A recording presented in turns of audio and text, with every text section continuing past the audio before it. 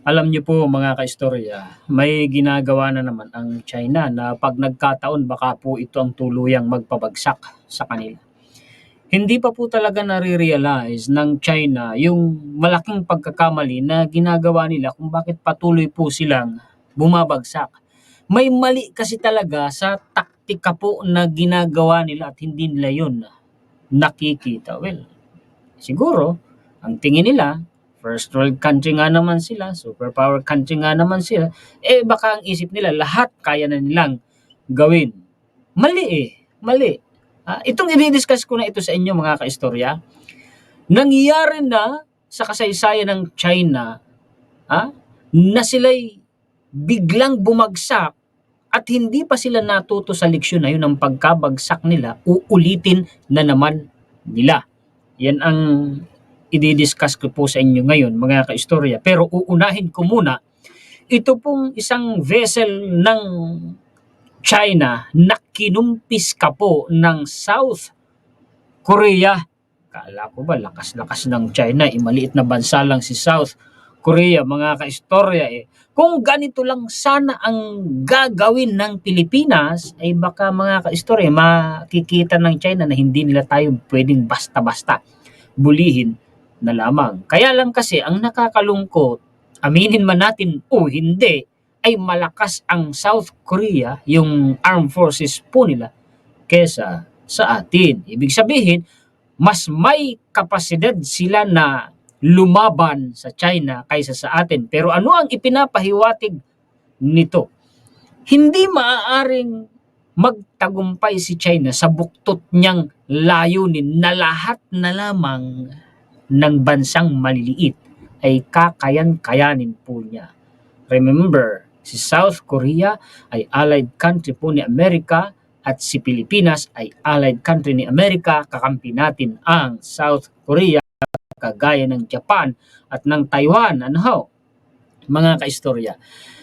Bakit ko ipinakita ito sa inyong sinasabing Chinese ship seized amid crackdown by maritime authorities? May ipapakita ako sa inyong referensya na kasunod nito. Uunahin ko lang muna po ito mga kaistorya, no? Paki-share po at paki-like. Basahin natin ito. Ito'y ngayong taon din po ibinalita, buwan ng Oktubre.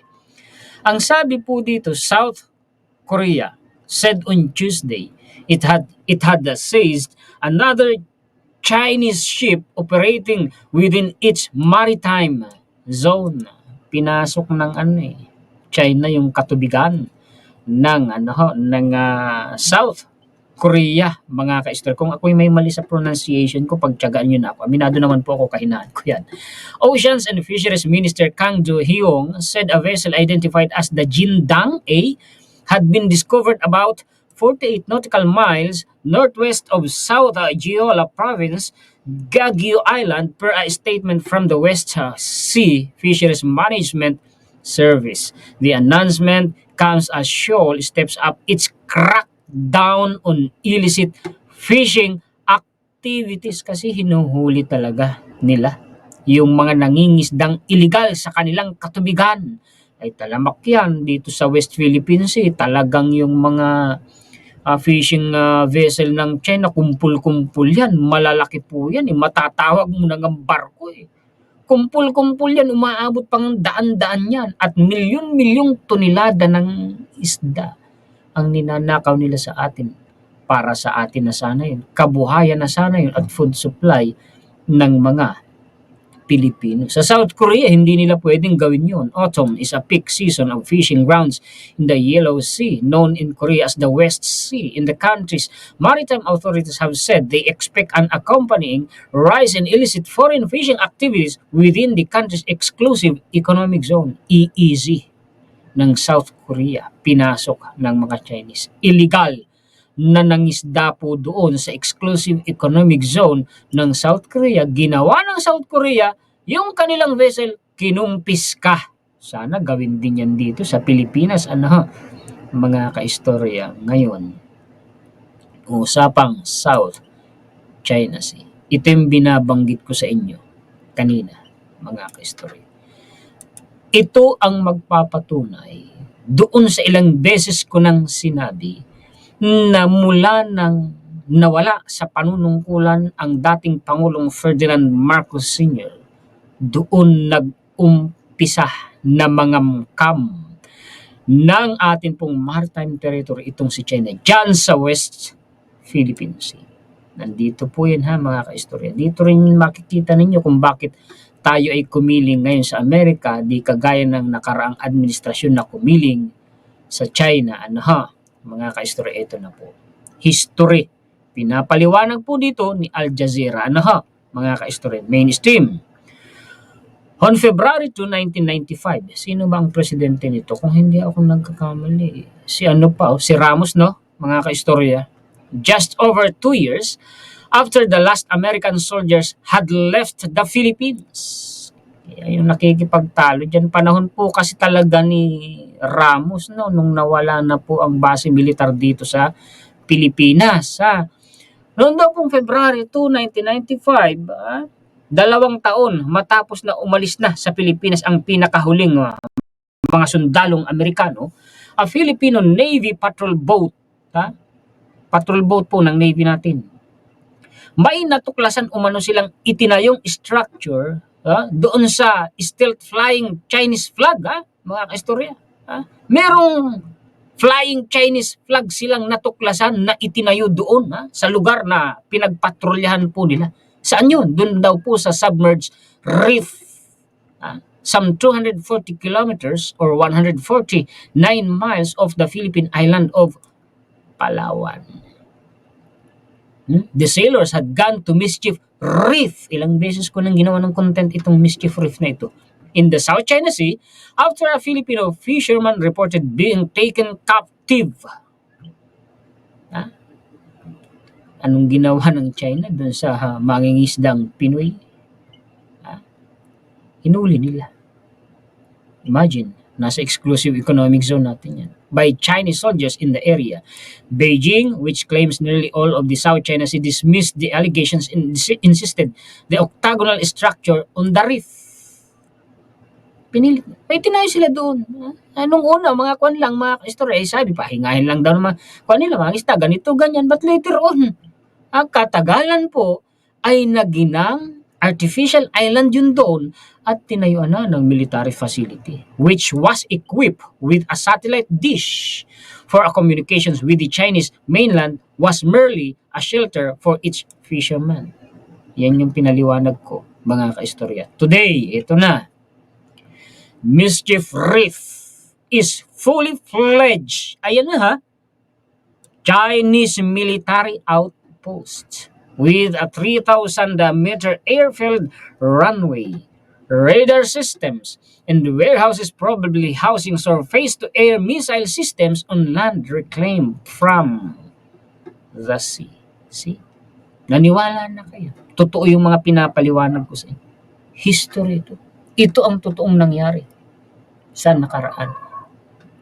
Mga kaistorya. Ang mga pumalit na presidente kay Marcos Sr. hindi nila nagawang bantayan, ingatan, ipagtanggol ang atin pong West Philippine Sea. Walang nangyari kundi naagawan pa tayo ng teritoryo. Sa panahon ng Marcos Sr., nakapagdagdag tayo ng teritoryo nang napalitan siya ng mga sumunod na presidente. Nawalan tayo, naagawan tayo ng teritoryo. Yan ang nakakalungkot, mga kaistorya.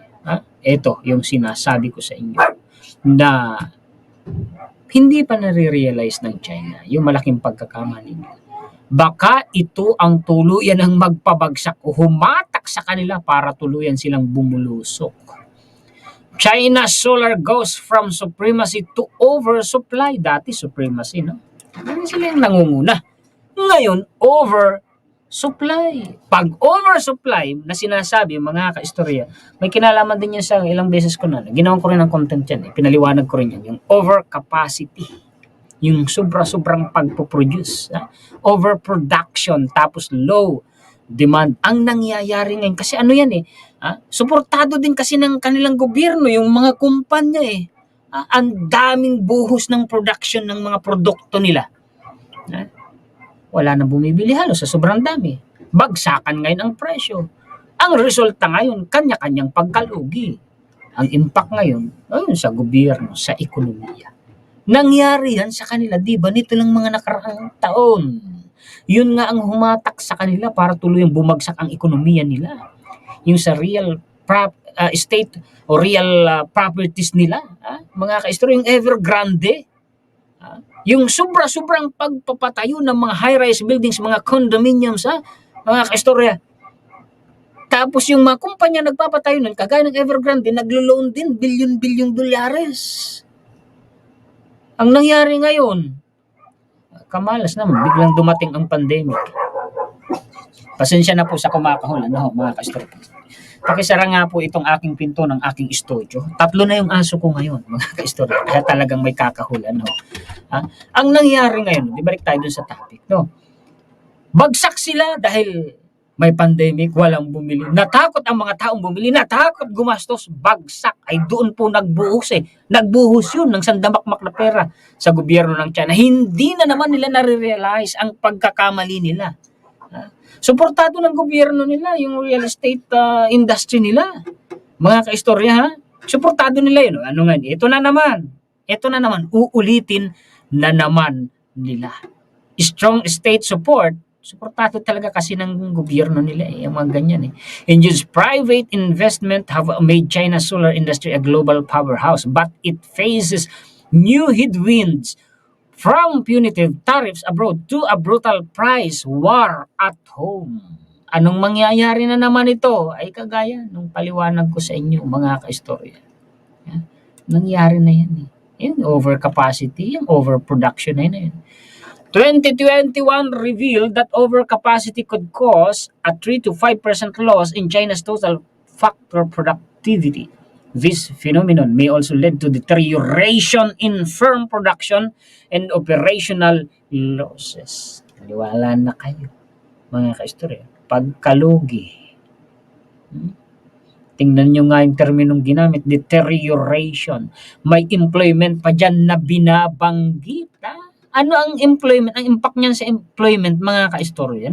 Patrabaho siyempre yan Milyon-milyong Chinese, nabigyan ng patrabaho noon, Yung yung mga kumpanya ng construction works na pinapatayo ng Evergrande noon, milyon-milyon talaga yan. Ay biglang lugi ngayon. Biglang sara ngayon. Biglang tigil. Ginuguho na nga, dinidemolish na yung mga high-rise buildings. Milyon-milyong tao din ang nawala ng trabaho. Pati yung mga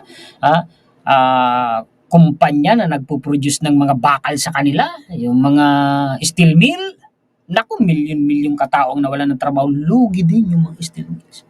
Ulitin na naman nila ang hindi talaga nare-realize ng naglatag sila ng mga stimulus para maiangat ulit ang ekonomiya nila. Ay ang kaso, ang mga foreign investors, tamang duda na sa kanila. Dadagdagan pa ng low consumption ng kwan. Ibig sabihin nito sa Tagalogin na natin para mas mabilis. Yung mga consumers, yung mga buyers, ayaw bumili. Ang mangyayari ngayon, ang daming produkto, buhos sa market, serbisyo, ganito, ganyan. Kasama na yan sa mga solars na yan, yan sa mga condominiums, high-rise buildings na yan. Walang bumibili. Lugi ngayon yung namuhunan. Walang tax ngayon si gobyerno. Ganun ang mangyayari, mga kaistorya. Employment, bagsak. Hindi pa nila nare-realize o ulitin na naman nila yung pagkakamali nila. Yung stimulus na sinabi, yung ikatlong malakihang meeting ng Partido Komunista ng China, naglatag sila ng mga plano, mga pattern, Ang problema, wala naman daw pong nangyayari. Oo nga naman, hindi na ibabangon ng China yung kanila pong ekonomiya.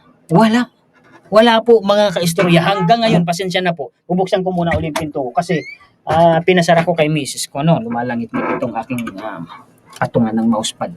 Ngayon, tuloy tayo, mga kaistorya, So, tapusin na natin itong sa China.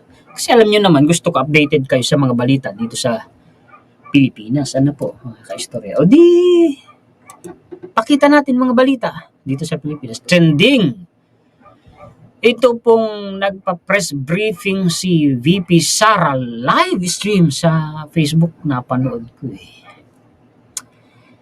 Ang nagigalit daw sa kanya para tumakbo sa pagka-vice presidente ay si Senator Amy Marcos at ang sabi, ginamit lamang daw siya para manalo. Ganun. O sige, marami pala na 32 million votes. Ilang beses na bang sila yung may mga nag-rally? Nasaan yung 32 million votes? Alin ang mas marami? Kayo nga ang mag-comment, mga ka-story. Mga supporters ng mga Marcos o mga supporters ng mga Duterte? Sa palagay nyo? Well, siguro para sa akin, malalaman mo yan kung sakaling kampo ng mga Marcos o Marcos party, no? At saka Duterte party o Duterte camp, pag may naglaban sa presidential bid, no? Doon malalaman eh. Kung sinong manalo, yun ang mas maraming supporters. Ano? Ganun lang naman yun, mga ka-istorya. Ano? Anyway, yung mga pagkakaalam ko, mga Marcos supporters since 1960s pa nagsimula. Oo. Mga ka-istorya, yun ang pagkakaalam ko, no? Okay, tingnan nyo. Itong balita na ito. Hindi naman daw dapat pangambahan ang kampo ng mga Duterte. Bakit? Kumbagay, laspag na, laos na, wala na. Numero. Abante News. Palakihin ko nga, mga ka-istorya, sinong nagsasabi nito dito? Di basahin natin. Ito ay October 16, 2024. Anong sabi rito, ha? Tagalog na Tagalog, kaya wag na tayong magpaliwanag pa, basahin na lamang natin. Di dapat pangambahan sa darating na halalan ang kampo ng mga Duterte. Abay, bakit kaya? Ito ang hayagang iginiit ni Presidential Advisor on Poverty Alleviation Secretary Larry Gadon patungkol sa mga pahiwatig na si Sara Duterte ang mabigat na kandidato sa darating na presidential elections sa 2028. Paniwala ba kayo ron? Comment po kayo, mga ka-istorya. The Dutertes are not major formidable political brand. Pag na mahina na. Kasi maraming nang nagbabaliktaran. May mga vloggers na sumusuporta sa kanya. May mga bumabaliktad na. Yung mga kapartido niya, lumilipat na sa partido ng presidente natin. No? Totoo naman yun. Philippine politics is divided into two major groups. Marcos versus Aquino. Ay papaano yan? Nag-shake hand na po si former Vice President Leni Robredo at si PBBM. Ay sabi ni PBBM, may unity ang patuloy niyang ipinaglalaban. At meron po ditong tanong ko nga, isa nakaraan kong vlog nag-unite na kaya ang kampo ni Leni Robredo at ang kampo ni PBBM? May kinalaman dyan, may sagot sa Senate President Cheese Escudero ang tabayanan. Ipapakita ko sa inyo mamaya. Now, the second generation rivalry. Well, yung second generation, ang first generation, kung hindi ako nagkakamali, panahon ni Ninoy at Cory Aquino at saka ng Marcos Sr. Oo nga naman, no? But while Marcos has heirs to the Marcos brand, the Aquino brand name only has closest kin, Bam Aquino, and extended by yellow liberal party stalwarts who solidly and unabashedly espouse the Ninoy Aquino brand, paliwanag ni Gadon. Ay papaano yan? Itong sina Laila de Lima at saka si Trillanes mukhang lumambot na kay PBBM. Papaano kaya ito? Mukhang may kabado na dyan. Dagdag pa ng Malacanang official, nanalo lamang si dating Pangulong Rodrigo Duterte noong 2016 dahil sa suporta ng mga Marcos loyalists. Comment down dyan yung mga Marcos loyalists kung totoo po itong sinasabing ito ni Secretary Larry Gadon. In 2016, BBM got 15 million votes, Miriam got 2.5 million votes, which shows 12.5 million Marcos votes strayed to Duterte due to his promise to bury the old Marcos to libingan ng mga bayani. Palawanag pa ni Gadon. Ay ang sabi naman, sa nakaraan ko din content, sabi ng mainstream, yun ay ikay bilang pagtanaw ng utang na loob ni Duterte kay Senator Amy Marcos sa tulong na ibinigay ni Senator Amy Marcos kay former President Rodrigo Duterte sa kanyang presidential bid. Kaya ang pangako niya ay tutulungang maipalibing sa libingan ng mga bayani ang Marcos Sr., mga kaistorya. At nangyari naman yun sa panahon ng kanyang termino at yun po ay desisyon din ng Korte Suprema dahil nga po mga kaistorya may nag-file ng pagkontra sa Korte Suprema pero dinismiss yun ng Supreme Court. Ano, ay nasa content ko din po yun, mga kaistorya, kahapon. Inendorso man ni Duterte noon si Alan Cayetano sa mga TV at radio ads, billboards, posters at mga rallies bilang kanyang kandidato para sa pagka-vice presidente. Nakakuha lamang ito ng mga 5 million votes. Oo nga naman. Ang kalaban noon, oo nga naman, ano. Ipinakikita raw nito na si dating Pangulong Duterte noong halalang iyon ay may tinatayang mga 2 million solid votes. Ganun, ang baba naman ng numero. Para kay Alan Cayetano na mayroon din humigit kumulang 3 million botante. Ay ganon. Hence, Duterte votes is just imaginary. Aba, naging ilusyon lamang sila na marami sila. Ganon ba? He got 15 million votes in 2016 due to Marcos votes. Hindi rin naman maitatanggi. Palagay ko na marami naman talagang mga Marcos loyalists na bumuto din kay former President Rodrigo Duterte. Di ho ba, mga kaistorya? Alam naman ninyo yan. BBM got 31 million. Double than Duterte. Paliwanag uli ng official. Oo nga naman. Si Sara Ania ay may mas mataas na bilang ng boto ang nakuha dahil bukod sa pagkakasama niya sa mga boto ng mga maka-BBM, mayroon din bumoto ng Isko Sara, Pacquiao Sara at Ping Sara. Ganun ba? Naliliwanagan tayo sa mga paliwanag na ito ni Secretary Larry Gadon. Ano? Ay kayo ba'y naniniwala kay Secretary Larry Gadon? Mga kaistorya, paki-comment nga po. Tuloy! Ito na yung sinabi ni BP Sara na itatapon niya daw po ang labi ng Marcos Sr. sa West Philippine Sea. Huhukayin niya. Ito ang matapang na banat ni Vice President Sara Duterte kay Senator Amy Marcos. Binanatan ika niya si Senator Amy Marcos. Sa GC daw po, di nga daw po nag-reply, di umimik. Matapos makatanggap umano ng sunod-sunod na patutsada mula sa pamilyang Marcos. One of these days pupunta ako doon. Kukunin ko katawan ng tatay nyo. Tapon ko yun doon sa West Philippine Sea. Saad ni Duterte sa isang press conference nitong Biyernes, Oktobre 18. 20 at 24. Ayan, mga kaistorya. Well, may audio yan na may video clip yan. Pinakita ko sa vlog ko kahapon. Totoo namang sinabi po niya yan, mga kaistorya. Kaya niya ba yun? Para sa akin, ang dapat sigurong itapon sa West Philippine Sea yung mga pro-China. No? Hindi niya magagawa yan. Uulitin ko. Labag sa batas kung gagawin niya yan. At hindi siya ang batas sa Pilipinas at hindi siya ang may-ari ng libingan ng mga bayani, hindi siya ang masusunod. Ito, ang patunay na yan ay labag sa batas. Ito finorward lamang sa atin ng kaibigan natin. Actually, hindi ko alam to itong civil code na ito. Hindi ako nagkakamali. Oo. Pero finorward ito sa atin, nung kaibigan natin. So nalaman ko. Di ngayon, may papaalam ko din sa inyo, dagdag kaalaman, Civil Code, Article 309, any person who shows disrespect to the dead or wrongfully interferes with a funeral shall be liable to the family of the deceased for damages, material or moral. Pwede siyang demanda ng mga Marcos kung gagawin pa na. Di ba? Nagbanta na siya pag ginalaw nga yun doon walang ibang mabibintangan. Paano yan? Galing ito sa Supreme Court, mga kaistorya, kung hindi ako nagkakamali. Ayan. Di ho ba? Mga kaistorya. Sunod na balita.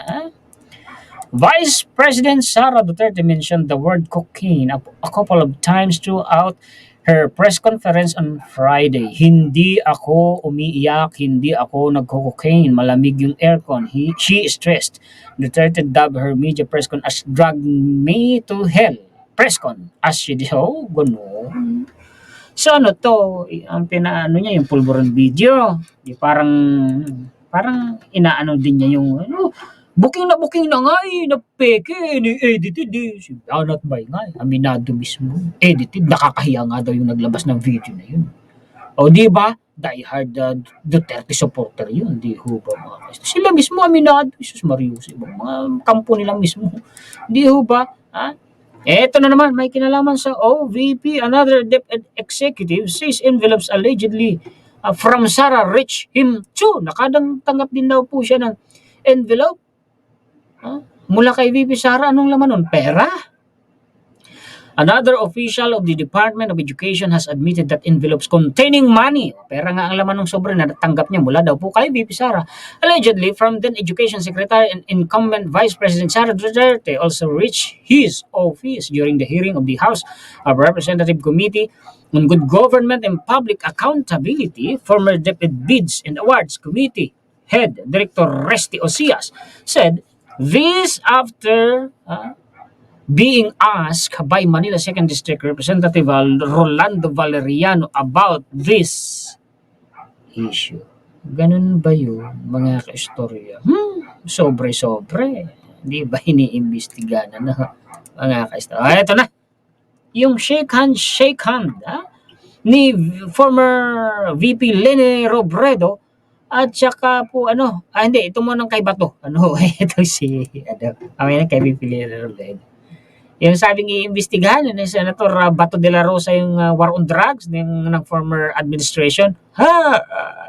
Ang sabi ay, ibinahagi ni Senate President Cheese Escudero na pinayuhan niya si Senator Ronald Bato de la Rosa na huwag pangunahan ang imbestigasyon ng Senado tungkol sa war on drugs ng nakaraang administrasyon. Nakausap ko na si Senator Bato kaugnay niyan at sinabi ko sa kanya na kung anumang imbestigasyon na nais niya at patungkol sa kanya mismo at kay Senator Go, mas maganda siguro kung hindi sila mismo ang mangunguna ng komiteng iyon para walang aligasyon na ito ay personal at impartial at hindi fair, saad niya sa isang ambush interview. Ganon ba? Ay, wait lang, palakihin ko nga ito. Sabi ni Senator Bato de la Rosa, may delikadesa naman daw po sila. Ay, ito na yung nag-advise na si Senate President pala. Oo nga, kung kahit sila talaga may delikadesa, huwag na. Ito baya sa iba. Okay lang imbestigahan ng Senado. Trabaho ng Senado, wala nang, sino ba naman ang sambayan ng Pilipino para pumigil? Trabaho nga ho yan. Mandato yan ng Senado, di ho ba mga kaistorya? Kaya lang, huwag naman sila. Huwag naman sila. Ipaubaya sa ibang senador kung may delikadesa talaga, tama. Yung sa suggestion ni Senator Risa Hontiveros na suggest siya ng committee as a whole. Tama yun. Hindi yung hawakan ng daloy. Ayan na naman tayo sa, di ho ba, mga kaistorya? Eto na, yung kay PBBM at Lenny. Sabi ba po dito mga kaistorya, nagbigay ng komento si Senate President Francis Cheese Escudero sa pagtatagpo ni na President Ferdinand Bongbong Marcos at former Vice President Lene Robredo sa inauguration ng Sorsogon Sports Arena nitong Huwebes, October 17, 2024. Nagbatian lamang sila. Tingin ko, ito ang unang hakbang tungo sa ika nga paghilom ng kung anumang sugat. Ba, nagkapatawaran na ba? Mukhang may kakaba-kaba sa kabilang banda. Sino kaya yon? May kakaba-kaba. Anumang di pagkakaunawaan, anumang debate o pagkakaiba namin ng pananaw ay political, hindi personal. Mas madaling maghilom yon pagdidiin ni Escudero. Ayun, ano naman pala ay di maganda. Di ho ba mga kaistorya? Unang hakbang daw po. Unang hakbang tungo sa ikangay paghilom ng kung anumang sugat. Anong klaseng sugat ho ba yan? Sugat ng nakaraan. Matalinhaga. May kakaba-kaba sa kabilang banda. Baka tamang hinala na sila. Mga kaistorya? Hindi ko na kayo iisa-isahin, mga kaistorya. At busy ang inyong lingkod. Pasensya muna kayo. Ako'y pagbigyan muna ninyo sa pagkakataon pong ito. Basta shout out po sa lahat ng mga solid kaistorya natin sa buong mundo. Mabuhay po kayong lahat. Salamat higit sa lahat sa ating Panginoon. Bukas po ulit. Muli ako po si Juan Historiador, ang tagakwento ng totoong istorya ng kasaysayan na nagmamalasakit. Saka po ako Pilipino at nagmamahal sa bayan. Ito ang bansang Pilipinas.